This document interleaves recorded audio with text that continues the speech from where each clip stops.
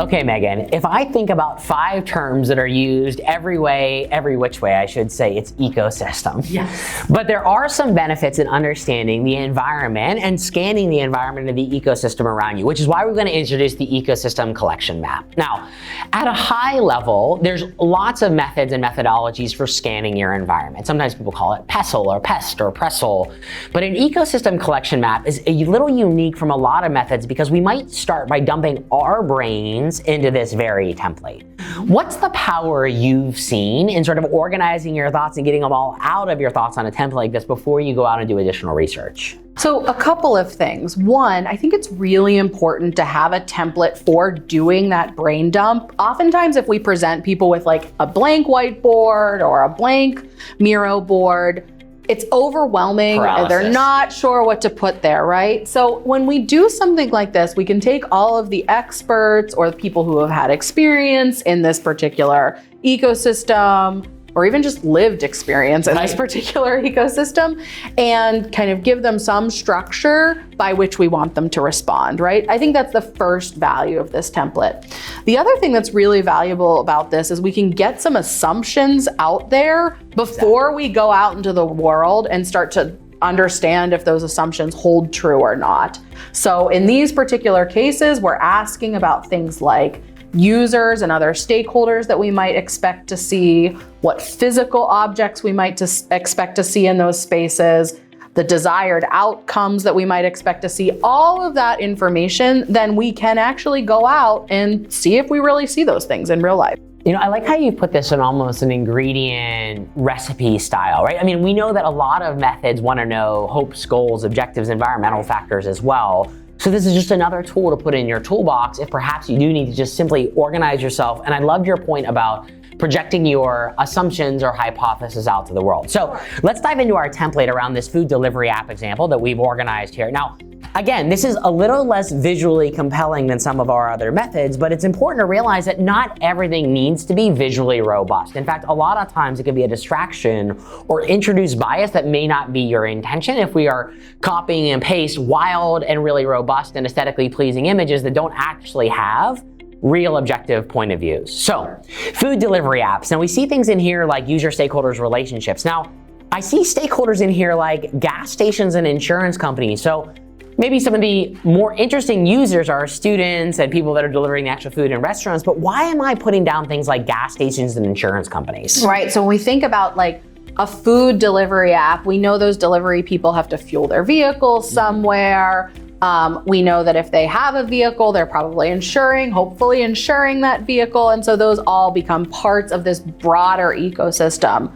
It's important to note that with a map like this, there really aren't right or wrong answers. We're just trying to understand what do people in the room see as a part of this ecosystem. We may have, again, 5 or 6 different maps that have different stakeholders on them, different activities, different emotions, and we're looking for patterns across those maps. Well said. Okay, and so a couple other points that I like to normally action. So one is place and context. So a lot of times we talk about walking a mile in someone's shoes or doing contextual inquiry. So observance in the actual environment, the activity or value is created. This is actually where I inventory where I might need to do research, which helps me cue in a logistics plan. Do I need to be in a restaurant, a home? Do I need to be in the delivery driver's car? And how do I manage safety, awareness, objectivity, and perspective while collecting meaningful data? What I also really like about this is physical objects. So sometimes I have to remember that I might not have access to the same tools that all of the people in this ecosystem already do. So I might introduce techniques like prototyping, where I literally use gum bands and duct tape to represent something like a schedule or a delivery driver log, as well. Have you seen anything like that in your life? Yeah, so oftentimes I am not actually aware of all of the possibilities that exist in those environments, right? Sometimes it's good to talk to a bunch of different people on my side of things, on the sort of researcher side of things, that have a sense of what could be in those environments. So if there is a question of like, if I'm going to a farm, like what might actually be on a farm? There are things that I can't even imagine that might be there. And so sometimes it's good to like dump all the things that I already know into a map, into a document like this, So they're just accounted for. Well said. I also love to use this, especially for desired outcomes of like sanity checking against maybe personas or a customer journey map. I always like to also ask if an emotional state is important in this experience, like I've inventoried here, as you can see. Yeah, there's plenty of times that I've gone out into the field sort of expecting to see one emotion and actually seeing a totally different emotion. And so it's really good to document those sort of like my baseline sense before I go out into the field so that I can come back to this and reflect on it and say, oh, I thought I was gonna see this, but I actually ended up seeing this. Yeah, really well said, Megan. And in fact, in our work with delivery app drivers, we realize that whether it is Instacart or Uber Eats or the variety of it, some of the big concerns that I didn't really realize were gonna be about parking and tickets. Sure. It was actually gonna be about safety and how long I might have to wait inside the restaurant when my car was inherently running or maybe parked in a way that could be obstructive to something else. All of these things only happen, first and foremost, if we create some sort of a hypothesis or a state for either our friends, our colleagues, our participants to ultimately react to.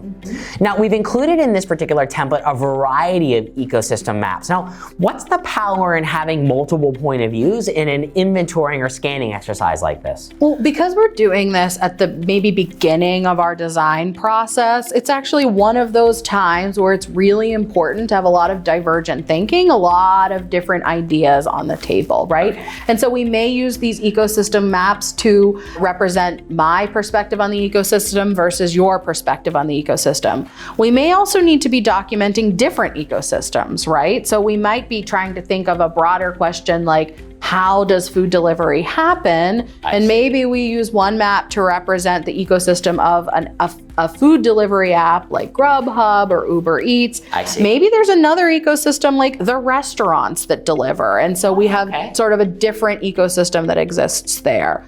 Again, like all of the templates, these can really be used in the way that best fits the product or service that you're trying to create or think about or designing for. Yeah, well said. So Megan and I have laid out some of the foundation for some of the broadest use of the ecosystem map and how we can build one. As Megan already said, please don't be overly constricting here. Try to explore and have fun with these exercises. Oftentimes, having fun is actually the leading indicator, not the lagging indicator of really allowing that purpose and that passion to come through.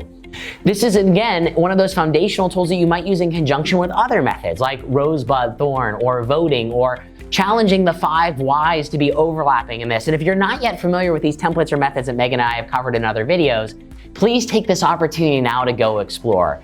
As always, please share your feedback. We're always looking for ways to improve. And thanks again for giving us just a few moments to explore this ecosystem map together. Have a great day. We'll talk to you soon.